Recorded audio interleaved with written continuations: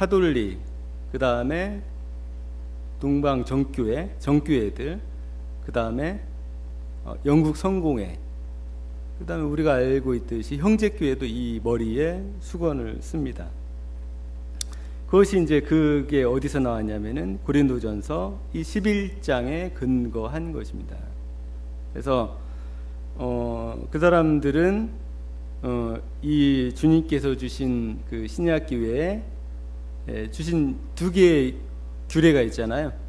한 가지는 침례, 하나는 만찬인데 거기에 더해서 이제 세 가지라고 얘기를 하죠.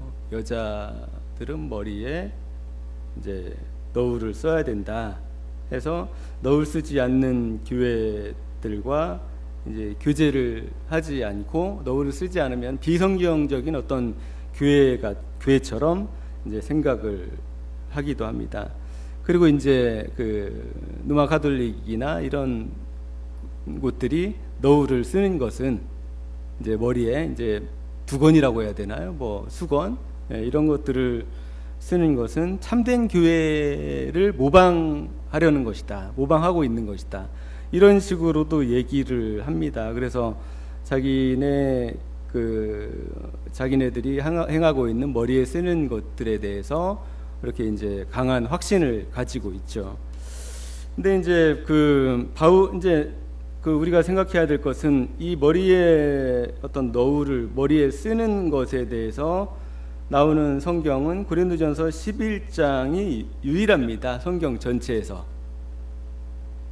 그래서 이 고린도전서 11장이 유일함에도 불구하고 이것을 어떤 해석에 어려움이 있기 때문에 대부분 그냥 표면적으로 이 성경을 읽어보면은 그냥 머리에 써야 될 것 같습니다.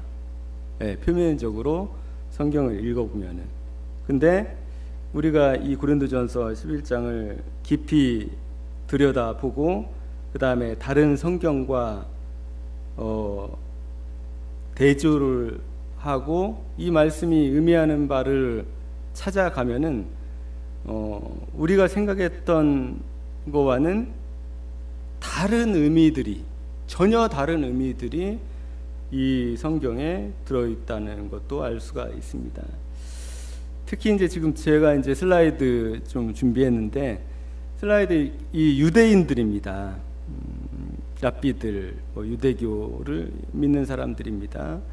지금 이제 유대인들이 보통 이제 머리에 저렇게 이제 키파라고 하는데 머리에 저거를 씁니다. 그러니까 쓰는 이유가 키파라는 것은 이제 속죄라는 어떤 그런 의미가 있습니다. 속죄.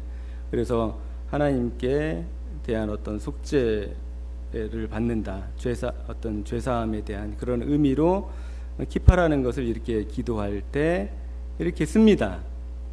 그리고 이제 유대인들은 평소에는 이제 모자도 이제 거의 다 이제 자주 쓰지요. 모자 같은 거.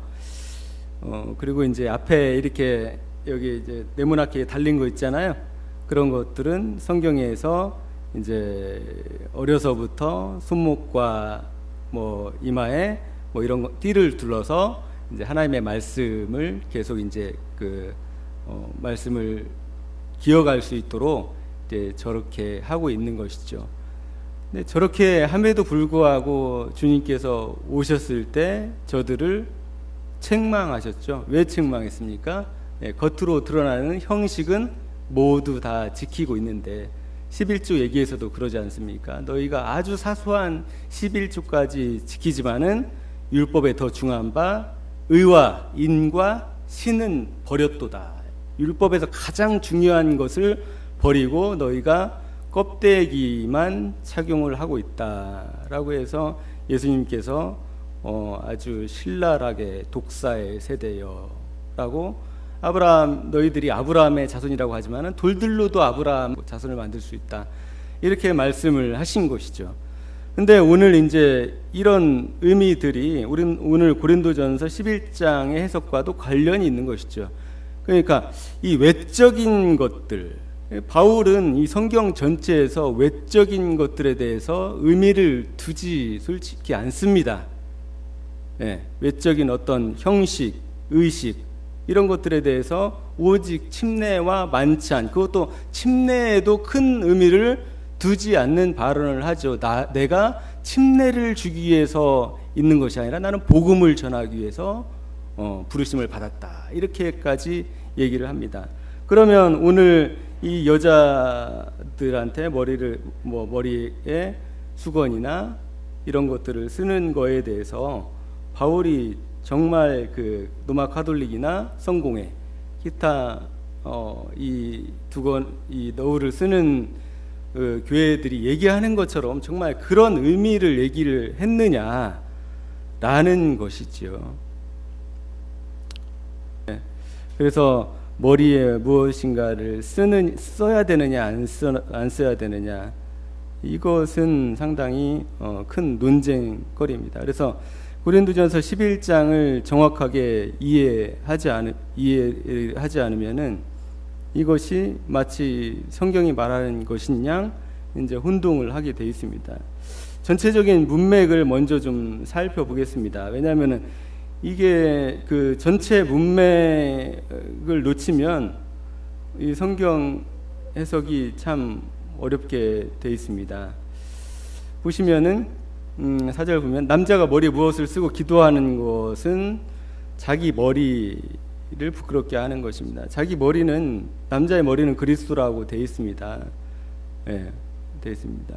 그리고 5절 보면은 여자가 머리에 무엇을 쓰지 않은 채로 기도나 예언하는 것은 자기 머리를 부끄럽게 하는 거예요. 자기 머리는 남자입니다. 그것은 머리를 밀어버린 것과 꼭 같습니다. 여자가 머리에 아무것도 쓰지 않는다면 머리를 깎아야 됩니다. 그러나 머리를 깎거나 미는 것이 여자에게 부끄러운 일이면 머리를 가려야 합니다. 그러나 남자는 하나님의 형상이요 영광이니 머리를 가려서는 안 됩니다. 쭉 나오고 10절에 보면은 여자는 천사들 때문에 그 머리에 권위의 표를 지니고 있어야 합니다.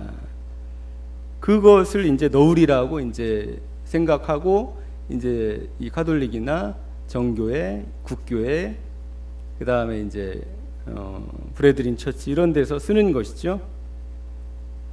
근데 13절부터 또 읽어보면은 여러분 스스로 판단해 보시죠. 여자가 머리에 아무것도 쓰지 않은 채로 하나님께 기도하는 것이 마땅한 것입니까? 자연 그 자체가 여러분에게 가르쳐 주지 않습니까? 남자가 머리를 길게 하는 것은 그에게 불명예가 되지만 여자가 머리를 길게 하는 것은 그에게 영광이 되지 않습니까? 긴 머리카락은 그의 머리를 가려주는 구실을 합니다 라고 되어 있습니다. 그래서 많은 사람들이 이제 4절부터 13절까지는 의미를 두지 않고 이제 15절로 그냥 결론을 내립니다. 어떤 결론을 내리냐면은 긴 머리는 쓰는 것을 대신하여 준 거니까 결국은 머리를 기르라는 것이다 라고 얘기를 하는 것이죠. 근데 이게 지금 혼돈스럽게 얘기를 하고 있죠. 솔직히 말해서. 그죠? 5절에 보면은 여자가 머리에 무엇을 쓰지 않고 기도하는 것은 머리를 부끄럽게 하는 거다. 그리고 남자가 머리에 무엇을 쓰는 것은 자기 머리를 부끄럽게 하는 거다. 그리스도를 부끄럽게 하는 거다. 근데 또 13절에 가보면은 여자가 머리에 아무것도 쓰지 않고 기도하는 게 마땅한 거냐. 쓰라고 계속 얘기하고 있지 않습니까? 근데 또 15절에 보면은 긴 머리는 그의 머리를 가려주는 구실을 한다. 도대체 쓰라는 거예요? 말라는 겁니까? 이게 지금. 그러니까 이 성경에 대해서 정확하게 이해하고 보지 않으면은 상당히 혼란스러움이 생깁니다. 그래서 11장에 대해서 좀 구체적으로 한번 살펴보도록 하겠습니다. 11장 2절, 11장 1절은 10장으로 거의 마무리 된다고 생각을 하면 될 것 같습니다. 스테파노스가 장을 잘못 나눴어요. 그래서 11장 2절 보면은 여러분이 나를 모든 면으로 기억하며 또 내가 여러분에게 준 대로 전통을 지키고 있으니 나는 여러분을 칭찬합니다. 이런 전통들은 예를 들어서 침례나 뭐 만찬 뭐 이런 것들을 아마 얘기하는 겁니다. 지금. 근데 바울이 이제 3절에 보면은 그런데 너희가 지금 간과하고 있는 것을 내가 얘기를 해주겠다고 하면서 그런데 이걸 아십시오. 뭘 알아야 되냐면 각 남자의 머리는 그리스도요, 여자의 머리는 남자요, 그리스도의 머리는 하나님이신 것을 여러분이 알기를 바랍니다. 이렇게 얘기를 합니다. 여러분들이 침례와 만찬 이런 여러 가지 몇 가지 전통들을 잘 지키고 있는데 그런데 이것도 여러분들이 알기를 원합니다 라고 하면서 바울이 이것을 알려줍니다. 여기에서 이 11장을 해석하는 키포인트가 이 3절입니다. 3절. 이 3절에 집중하지 않으면은 이하 절들이 도대체 쓰라는 건지 말라는 건지 알 수가 없게 됩니다. 그래서 4절 보면은 남자가 머리에 무엇을 쓰고 기도나 예언을 하는 것은 자기 머리를 부끄럽게 하는 것입니다. 바울이 4절에 얘기하는 것은 무엇일까요?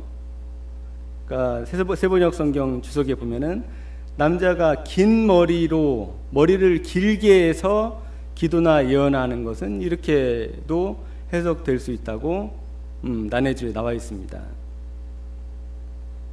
근데 남자의 머리가 길고 혹은 아까 그 유대인들처럼 머리에 키파를 두르고 혹은 모자를 두르고 기도나 예언을 하면은 그리스도를 부끄럽게 하는 것일까요?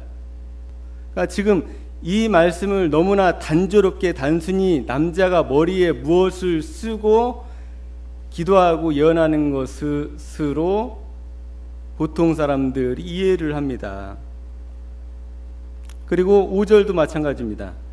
여자가 머리에 무엇을 쓰지 않은 채로 이제 뭐를 써야 된다는 거죠. 여자는 반드시 기도하거나 예언하는 것은 자기 머리를 부끄럽게 하는 것입니다. 지금 5절을 지금 이제 5절 때문에 이 이제 11장이 이제 나왔다고 생각을 하시면 됩니다. 5절. 그러니까 여자가 머리에 무엇을 쓰지 않은 채로 기도하고 예언을 하는 행동을 고린도 교회에서 그런 모습이 있었다는 것이죠. 그래서 그것은 머리를 밀어버린 것과 마찬가지입니다. 여자가 머리에 아무것도 쓰지 않으려면 머리를 깎아야 합니다. 그러나 머리를 깎거나 미는 것이 여자에게 부끄러운 일이면 머리를 가려야 합니다. 이렇게 나옵니다. 근데 여기에서 우리가 항상 11장에서 걸려서 넘어지는 게 뭐냐면은 항상 쓰고 안 쓰고에 집중을 합니다. 근데 이 쓰고 안 쓰고에 집중을 하면 안 됩니다. 먼저 뭐에 집중을 하냐면은 여자가 무엇을 쓰지 않은 채로 기도하거나 예언하는 것. 지금 뭐를 얘기합니까? 남자가 무엇을 쓰고 기도하거나 예언하는 것을 얘기하고 있잖아요. 그죠? 그것은 자기 머리를 부끄럽게 한다고 얘기를 하잖아요. 그리고 여자가 무엇을 쓰지 않은 채로 기도하거나 예언하는 것. 그래서 지금 바울이 지금 얘기하고 있는 게 뭐냐면은 그 교회 안에서 어떤 공적으로 무엇인가를 행하는 것을 지금 두고 얘기를 하는 것입니다. 그래서 제가 밑에 1, 2, 3 해가지고 정리를 해두었는데 4절에 기도하거나 예언하는 것은 교회에서의 공적인 행위를 말하는 겁니다. 이거는 개인 기도를 얘기하는 게 아닙니다. 지금 무슨 말씀인지 아시겠죠? 예. 개인 기도라고 했으면 기도로 끝났을 거예요. 하지만은 기도하는 것과 예언하는 것을 동등한 행위로 묶어놨어요. 기도와 예언하는 것을 얘기하고 있는 거예요. 지금 교회에서의 공적인 행위를 얘기하는 겁니다. 그 당시에 고린도 교회 어떤 여자들이, 고린도 교회 여자 성도들이 이렇게 행했다는 거죠. 머리에 무엇을 쓰지 않고 기도하고 예언을 했다는 것입니다. 그 다음에 두 번째로 이제 문제 제기할 것이 뭐냐면은 여자의 긴 머리가 쓰는 것을 대신하는 것인가입니다. 아까 우리가 봤듯이 대신하는 것이라면 그냥 긴 머리로 기도하고 예언하면 되죠. 됩니까? 안 된다는 거죠. 지금 이것에 대해서 사람들이 정확하게 이것을 이해를 못합니다. 세 번 보면은 여자가 머리에 무엇을 쓰고 그러면은 기도나 예언을 할 수 있습니까? 있을까요? 없을까요? 한 번도 생각을 안 해보셨죠? 여자가 무엇을 여기다 썼어요? 너울을 둘렀어요? 그리고 기도하고 예언할 수 있어요? 할 수 없습니다. 그럼 다음 절에서 우리가 좀 더 심도 있게 살펴보겠습니다. 여기서 중요한 게 3절이라고 말씀드렸죠. 남자의 머리는 그리스도요, 여자의 머리는 남자요, 그리스도의 머리는 하나님인 것을 이 바울은 지금 교회 안에서 질서를 얘기를 하고 있습니다. 하나님의 창조의 질서, 하나님의 속성. 그래서 우리가 구약의 예식법과 제사법이 폐하여졌지만 하나님의 그 사랑의 속성, 그리고 도덕적인 거룩의 속성, 성품은 변하지 않기 때문에 여전히 그리스도의 율법과 하나님의 계명으로 이어져 온다고 얘기를 했지 않습니까? 예. 그러니까 바울은 그 구약의 그 하나님의 속성에 대해서, 하나님의 그 속성에 대해서 지금 표현을 하고 있는 것입니다. 남자의 머리는 그리스도고 여자의 머리는 남자고 그리스도의 머리는 하나님이라는 것을 여러분이 알기를 바랍니다. 왜 알기를 바라고 있냐면은 그것을 모르고 무절제하게 특히 여자들이 행하고 있기 때문이죠. 그래서 4절에 보면은 남자가 머리에 무엇을 쓰고 기도하고 예언하는 것, 이것을 사람들은 실제로 뭔가를 쓰고, 실제로 뭔가를 머리 위에 쓰고 기도하고 예언하는 것이라고 생각을 합니다. 그리고 5절에 보면은 실제로 여자가 머리에 무엇을 쓰지 않고 기도하고 예언하는 것이라고 생각을 합니다. 근데 아까 제가 질문을 했듯이 여자가 머리에 무엇을 쓰면은 기도나 예언을 할 수가 있느냐? 전혀 할 수가 없단 말이죠. 이 예언에 대해서 고린도전서 동일한 장에서 14장 24절에 나옵니다. 뭐라고 나오냐면 방언과 예언에 대해서 얘기를 하는 장이죠. 고린도전서 13장은 사랑장이고 고린도전서 14장은 무슨 장이라고 합니까? 방언장이라고 하는데 방언장이 아니라 실제로는 예언장입니다. 예언장. 바울이 1절부터 너희가 예언하기를 사모한다. 그리고 바울이 14장 마지막 절에서도 그러므로 너희가 예언하기를 원한다. 이렇게 끝내거든요. 바울이 14장. 그래서 방언과 예언에 대해서는 나중에 제가 더 정리를 해서 말씀을 드릴 겁니다. 그래서 14장 24절에 보면 과연 여자가 교회에서 예언을 할 수가 있느냐? 읽어보면은 그러나 모두가 예언을 말하고 있으면 갓 믿기 시작한 사람이나 믿지 않은 사람들이 들어와서 듣고 그 모두에게 질책을 받고 뭐를 받아요? 네, 책망, 질책을 받고 심판을 받아서 그 마음속에 숨은 일이 드러나게 됩니다. 그래서 그는 엎드려져서 하나님께 경배하면서 참으로 하나님께서 여러분 가운데 계십니다 하고 환히 말할 것입니다. 이런 일이 벌어진다는 거죠. 뭐를 하면요? 예, 너희들이 예언을 하면은 교회에서 이런 일의 대표적인 것이 사도행전에 어떤 사건이 있죠. 무슨 사건입니까? 아나니아와 삽비라 사건이죠. 재산의 반절을 숨긴 것을 어떻게 알 수 있었을까요? 스스로 알았을까요? 누가 알려줬을까요? 성령께서 그에게 알려주신 것이죠.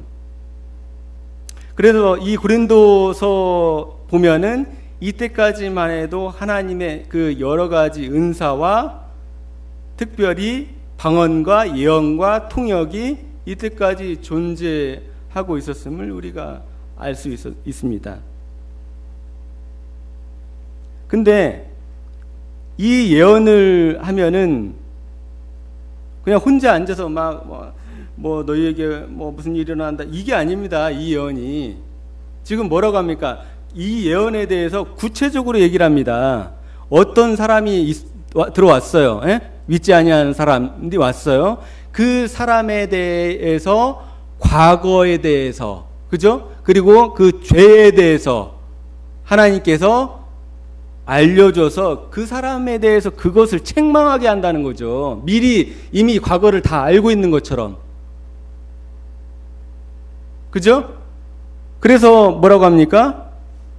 그들이 엎드려서 참으로 하나님께서 너희와 함께 있다라고 알게 될 거라는 거죠.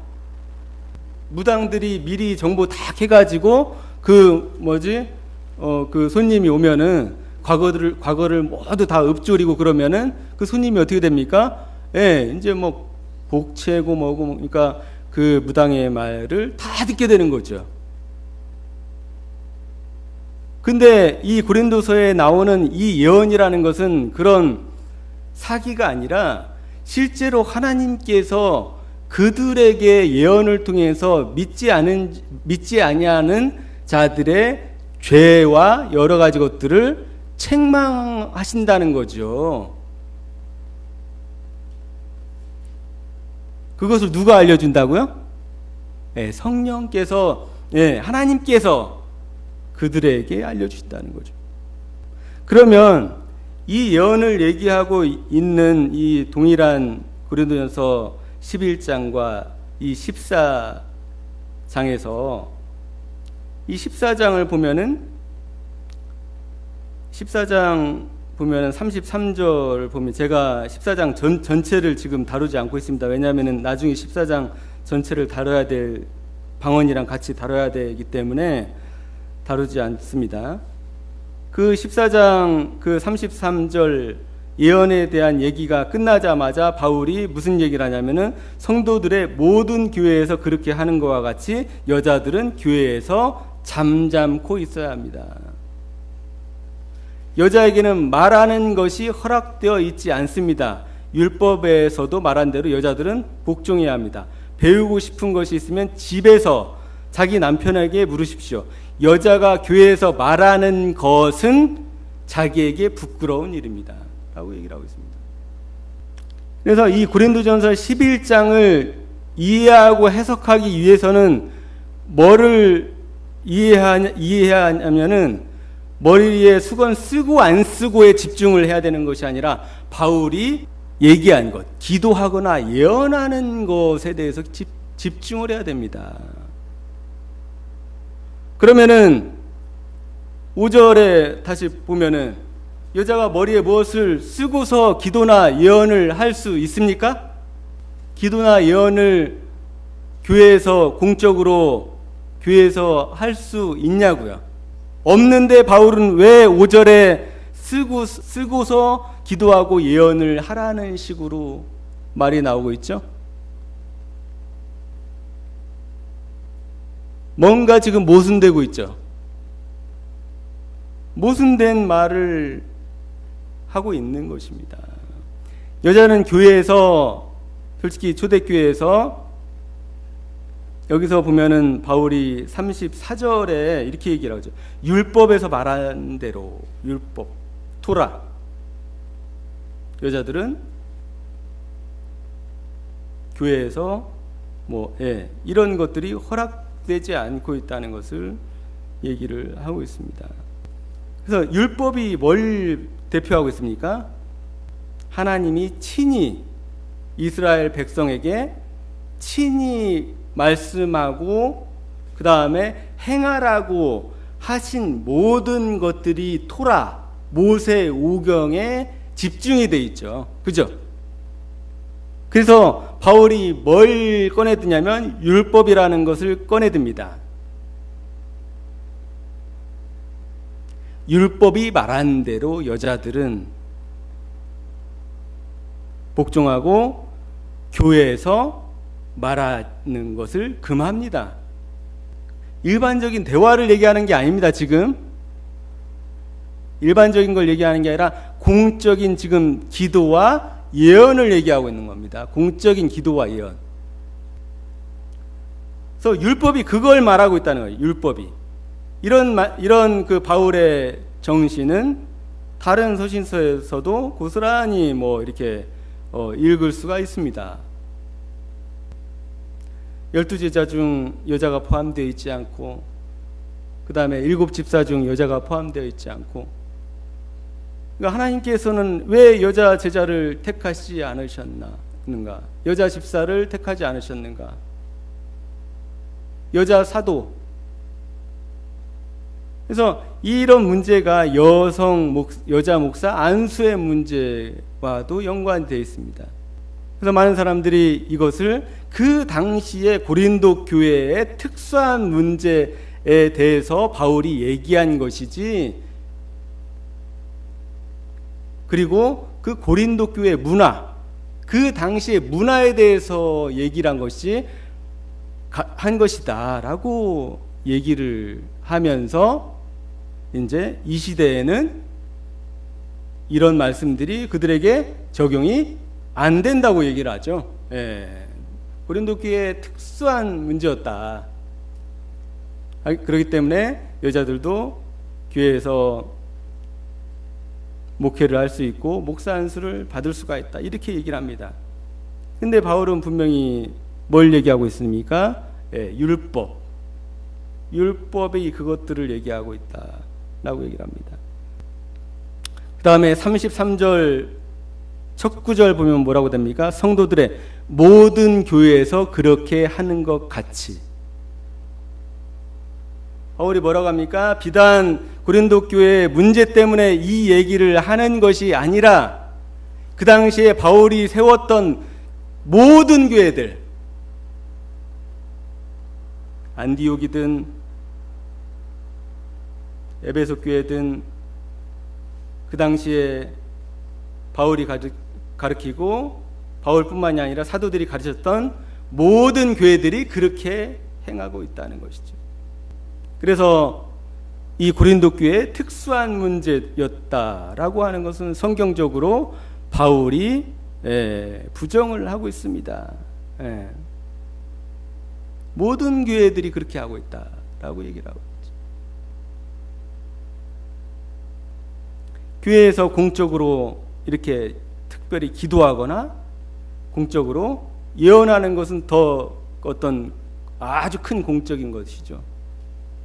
어떤 사람이 왔을 때 그 사람에 대해서 여자가 어떤 예언을 한다고 해서 이렇게 그 남자를 그게 여자가 될 수가 있지만은 그 당사자가 남자가 될 수가 있잖아요. 그런 행위 자체가, 그러니까 여자가 남자를 무슨 이렇게 꾸짖거나 책망하거나 죄를 들춰내거나 그렇게 하나님은 그렇게 역사하지 않으신다고 얘기를 하는 겁니다. 그러면 우리가 고린도전서 11장 5절을 어떻게 해석을 해야 될까요? 여자가 머리에 무엇을 쓰고 기도나 예언하는 것이 가능한 겁니까? 불가능한 겁니다. 머리에 뭔가를 쓴다고 해서 그거를 한 개 모자라 10겹을 겹치고 100개를 겹치더라도 여자 교회에서 기도까지는 어떻게 좀 봐줄 수 있겠지만 뭐라고 되어 있습니까? 계속 예언이 들어가 있어요. 근데 14절에서 뭐라고 했습니까? 뭐라고 되어 있습니까? 여자는 이 예언을 금하고 있습니다.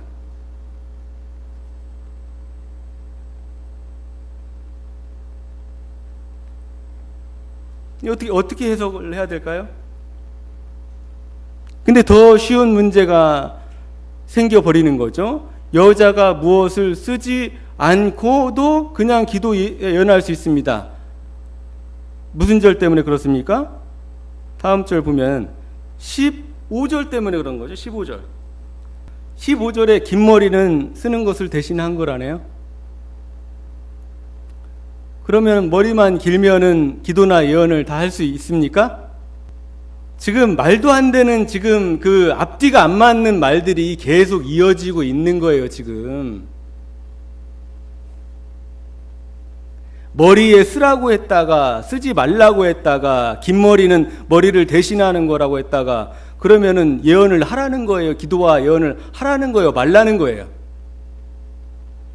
10절에 보시면 그러므로 여자는 천사들 때문에 그 머리에 권위의 표를 지니고 있어야 합니다.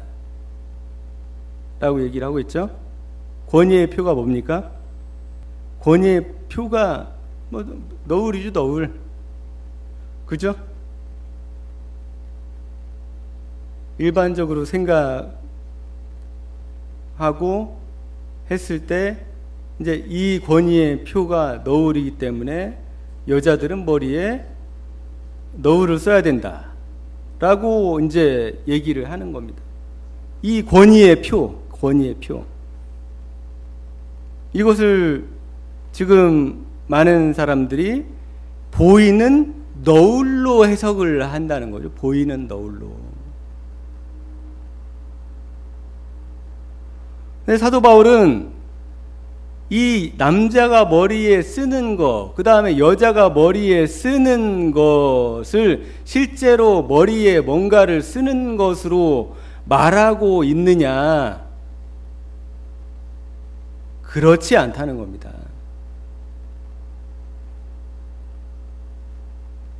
여자가 실제로 머리에 뭔가를 쓰고 남자가 머리에 뭔가를 써야 된다는 그거를 얘기하고 있는 것이 아니라고요. 그렇다면 바울의 말대로 머리에 뭔가를 쓰고 혹은 쓰지도 않고, 왜냐하면 긴 머리는 쓰는 것을 대신하는 거라고 했으니까요. 쓰지도 않고 기도와 예언을 할 수가 있다는 얘기가 되는 것이죠. 하지만 14장에 가보면은 그것이 완벽히 금지가 돼 있죠. 그러면 바울이 지금 무슨 얘기를 하고 있는 겁니까? 이 고린도 교회에 있는 교인들이 머리에 권위를 두지 않고, 그 자기의 머리가 누굽니까? 여자의 머리는 누구예요? 남자. 머리에 권위를 두지 않고 그 권위들을 무시하고 뭐를 하고 있다는 거예요? 기도와 예언을 하고 있기 때문에 심각한 문제가 발생을 해서 바울이 너희가 이것을 알기를 바란다 라고 이제 이 고린도전서 11장을 준 겁니다. 그래서 이 머리에 쓰는 것을 실제로 머리에 쓰는 너울이라고 생각을 하면은 혼돈이 옵니다. 이 머리에 쓰는 것은 실제로 머리에 쓰는 게 아니에요. 그러면 15절을 어떻게 할 거냐고요. 머리를 길게 한 것은 머리를 가려주는 구실을 한대잖아요. 그죠? 그럼 카톨릭에서 머리 긴 사람들은 그 너울 안 써도 되잖아요. 근데 왜 다 씁니까? 그리고 머리의 길고 짧음을 무슨 기준으로 머리를 길고 짧음을 뭐 자로 잽니까? 자, 11장 보면서 전체적으로 한번 설명을 드리겠습니다. 보면은 3절이 이 11장을 해석하는 키포인트입니다. 각 남자의 머리는 그리스도요, 여자의 머리는 남자요, 그리스도의 머리는 하나님이신 것을 여러분이 알기를 바랍니다. 남자가 머리에 무엇을 쓰고 기도하거나 예언하는 것은 자기 머리를 부끄럽게 하는 것. 자기 머리는 그리스도라고 얘기했죠. 남자가 무엇을 머리에 쓰고 기도하는 것이 무엇을 의미하는, 실제로 뭔가를 쓰는 것일까요? 여기에 머리에 뭐를 쓰고 기도해서는 절대로 안 되나요? 남자 머리에 있는 권위는 그리스도입니다. 그리스도. 그렇기 때문에 남자가 머리에 실제로 뭐를 쓰는 걸 얘기하는 게 아니에요. 여기서 남자 머리 위에 뭔가 권위를 두고, 다른 권위를 두고, 이게 뭐 여자가 될 수도 있고 뭐 다른 것이 될 수도 있죠. 그런 권위를 두고 기도나 예언을 하는 것은 자기 머리를 부끄럽게 하는 것이라는 거죠. 왜냐하면 남자는 그냥 머리가 그리스도이기 때문에 그냥 기도할 수 있다는 것이죠. 그냥. 그 다음에 5절 보면은 여자가 머리에 무엇을 쓰지 않은 처럼, 실제 여기에서 뭐를 쓰고 뭐를 쓰는 게 아닙니다. 이게 여자가 머리에 뭐를 안 두고요, 남자라는 권위를 두지 않고 기도와 예언하는 것을 얘기하는 거예요. 여자의 머리 위에 뭐가 있습니까? 남자의 권위가 있고, 그 다음에 남자 머리 위에 또 뭐가 있습니까? 그리스도의 권위가 있고, 그리스도 머리 위에 뭐가 있습니까? 하나님이 계시죠. 그것을 두지 않고 기도하거나 예언하는 것은 자기 머리가 누굽니까? 남자를 부끄럽게 하는 것입니다. 그래서 이렇게 얘기를 합니다. 그것은 여자가 머리를 빡빡 미는 거하고 똑같은 겁니다. 이렇게 얘기하는 거야. 여자가 머리를 빡빡 밀면 어떻게 됩니까? 본성이? 부끄러운 거죠. 빡빡 밀어보세요. 하도 우리가 뭐 여자 비구니들을 봐서 그게 익숙한지 모르겠지만은, 여자가 머리를 빡빡 미는 것은 그 당시 유대 사회에서는 생각할 수도 없는 그런 일들이었죠. 그거는 자기 머리를 부끄럽게 하는 것이다. 그것은 머리를 여자가 밀어버린 거나 마찬가지라는 그런 얘기를 하고 있는 겁니다. 뭐를 무시하고 기도와 예언을 하는 것이요? 남자와 그 다음에 그리스도와 하나님이라는 권위가 여자 머리 위에 있다는 거죠. 그것을 두고서 그것을 썼다는 표현을 이렇게 쓰기 때문에, 썼다는 표현도 뭐 맞을 수는 있겠죠. 그 권위를 써야 돼요. 그 권위의 표, 그 권위의 표를 두지 않으면은 머리를 밀어버린 것과 마찬가지입니다. 6절에 뭐라고 합니까? 여자가 머리에 아무것도 쓰지 않으려면 머리를 깎아야 합니다.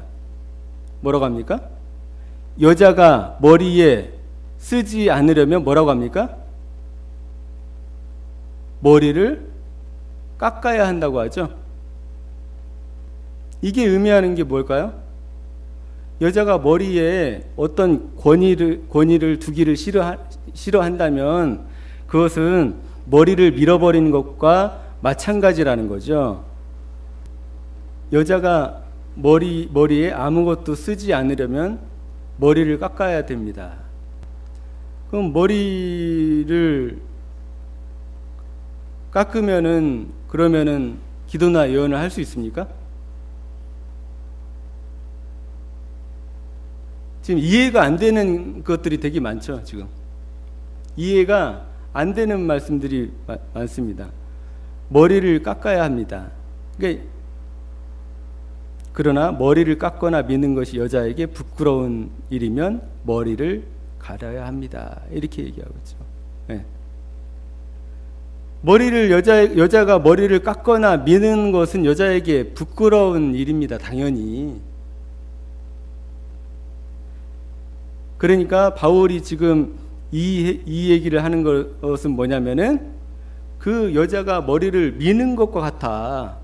머리에 뭔가를 쓰지 않은 채로 기도나 예언하는 것은 자기 머리를 부끄럽게 하는 것이고 머리를 여자가 밀어버리는 것과 같이 부끄러운 일이다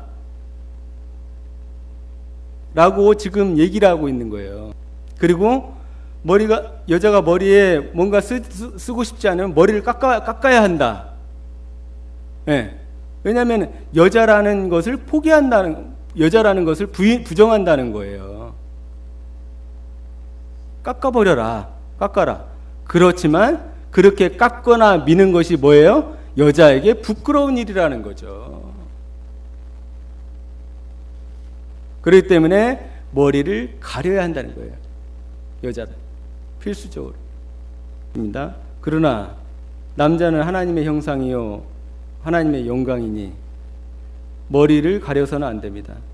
그러나 여자는 남자의 영광입니다. 남자가 여기 여자에서 난 것이 아니라 지금 창세기를 그대로 바울이 얘기를 합니다. 아까 14장에서 뭐라고 합니까? 율법에서 명한 것 같이라고 얘기를 하고 있잖아요. 지금 그 율법이 모세오경, 그러니까 창세기, 출애굽기, 레위기, 민수기, 신명기까지가 모세오경이잖아요. 그것을 얘기를 하고 있는 겁니다. 남자가 여자에게서 난 것이 아니라 여자가 남자에게서 났습니다. 또 남자가 여자를 위하여 지음을 받은 것이 아니라 여자가 남자를 위하여 지음을 받았습니다. 그러므로 여자는 천사들 때문에 그 머리에 권위의 표를 지니고 다녀야 합니다. 13절 보시겠습니다. 여러분은 스스로 판단하여 보십시오. 여자가 머리에 아무것도 쓰지 않은 채로 하나님께 기도하는 것이 마땅한 일이겠습니까? 그러면 머리에 아까 말씀대로 5절 말씀대로 머리에 뭔가를 쓰고 기도하고 예언하는 것은 마땅한 것이겠네요? 그게 아니라고 말씀드렸죠. 그것은 지금 바울이 얘기하는 것은 여자가 교회에서 결론적으로 뭘 얘기하고 있냐면 기도나 예언을 해서는 안 된다는 것을 얘기하고 있습니다. 그 핵심이 뭐냐면은 그 남자가 머리고 그 머리 위에 그리스도와 하나님이 있기 때문에 그 표를 갖다가 항상 머리에 두라는 겁니다. 머리에 그걸 쓰라는 거예요. 그 남자의 권위라는 표, 그리스도가 권위, 하나님의 권위가 그것을 쓰고. 그러니까 13절을 다시 보시겠습니다. 여러분은 스스로 판단해 보세요. 여자가 머리에 아무것도 쓰지 않은 채로, 그러니까 남자고 뭐고 없이, 남자고 뭐고 이 권위를 전혀 무시한 채 하나님께 기도하고 예언하는 것이 마땅한 일이겠습니까? 그러니까 바울이 실제로 머리에 쓰는 것을 얘기하는 거예요, 안 하는 거예요? 실제로 머리에 쓰는 것을 실제로 얘기하는 게 아닙니다. 그렇다면 또 다른 문제가 또 생기죠. 왜냐하면 15절 보면 또 여자가 머리를 길게 하는 것은 그에게 영광이 되지 않습니까? 긴 머리카락은 그의 머리를 가려주는 구실을 하는 것입니다. 도대체 쓰라는 거예요, 말라는 거예요? 그러니까 여기에서 말하는 것은 실제로 쓰는 것이 아니라고요. 남자의 권위를 올려놓으라는 거예요. 권위를. 14절 보면은 자연 그 자체가 여러분께 가르쳐주지 않습니까? 남자가 머리를 길게 하는 것은 그에게 불명예가 되지만 여자가 머리를 길게 하는 것은 그에게 영광이 되지 않습니까? 긴 머리카락은 그의 머리를 가려주는 구실을 하는 것입니다. 지금 본성에 대해서 얘기하고 있는, 하나님이 인간을 지으신 그 자연적인 본성과 속성을 얘기를 하고 있는 거예요. 바울이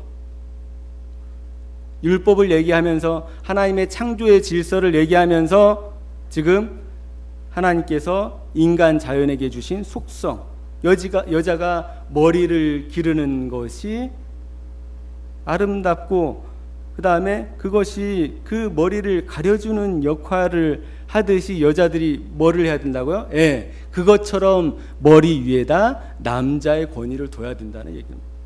남자라는 권위. 그러니까 실제로 머리에 무엇을 쓰고 그래서 기도나 예언을 할 수가 있습니까? 없습니까? 예, 없습니다. 그러면 실제로 머리에 쓰고서 기도를 할 수 있습니까? 없습니까? 그것도 없습니다. 왜냐하면은 여기서 말하는 것은 실제로 머리에 뭔가를 쓰는 게 아니거든요. 남자의 권위를 무시하고 기도나 예언하는 것은 남자를 부끄럽게 한다는 것을 얘기하고 있는 겁니다.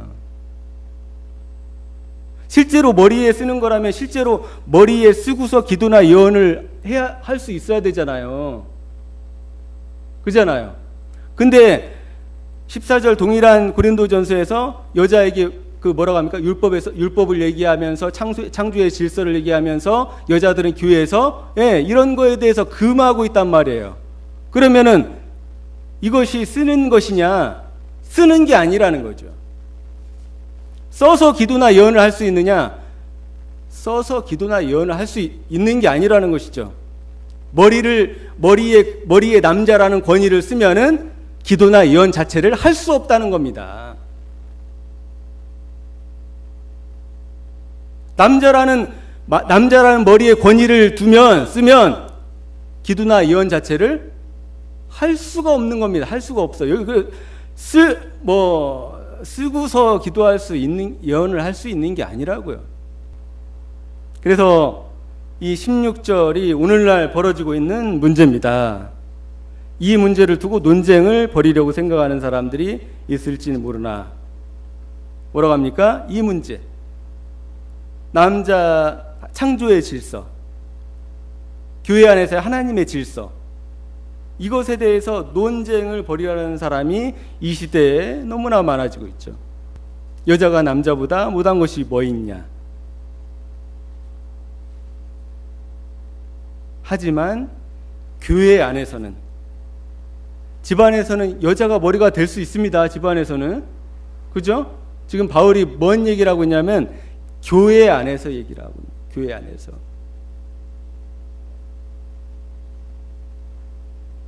교회 안에서는 하나님의 질서가 지켜져야 되기 때문에.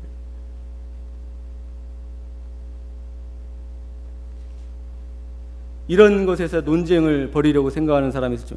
그런 것들은 우리가 뭡니까? 하나님의 교회, 우리에게 없고 하나님의 교회에도 없습니다.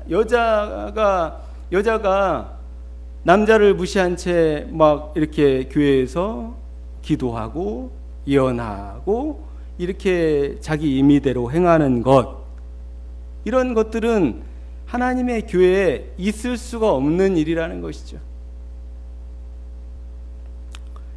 그래서 머리에 쓰는 것, 실제로 이것을 사람들이 실제 머리에 쓰는 것으로 이해를 하는데 실제로 쓰는 게 아니라는 것이죠.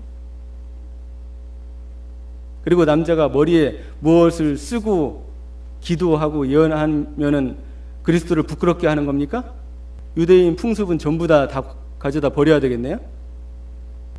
남자가 머리에다가 뭐를 쓰던, 모자를 쓰던, 무엇을 하든 그 자체로 기도하는 것이 부끄러운 것입니까? 아닙니다.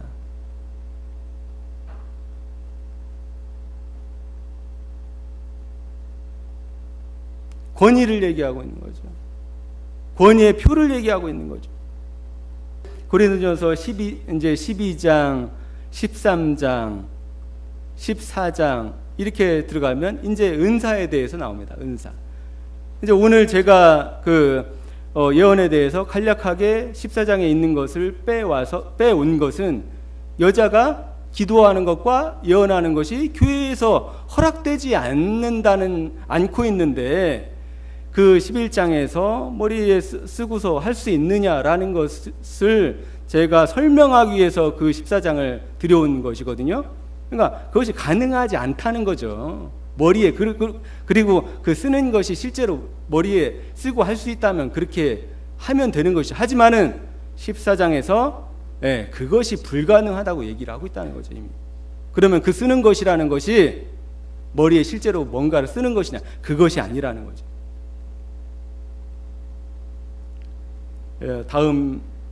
다음 주에는 새해라서 다른 성경을 할 수도 있고, 아니면 다른 성경을 하지 않는다면은 아마 그 방언과 예언, 요즘 그 골치 아픈 문제들에 대해서 얘기를 좀 해보려고 합니다. 그래서 방언과 예언 이것들에 대해서 한번 제가 심도 있게 이제 다루려고 하는 이유는 그것에 대해서 정리를 해서 인터넷에 올려놔야 되거든요. 그래서 이런 것들에 대해서 너무나 많은 사람들이 성경 자체를 파괴하면서 자신들이 성경을 파괴하는 짓을 하고 있다는 것을 모르고 있다는 것이죠.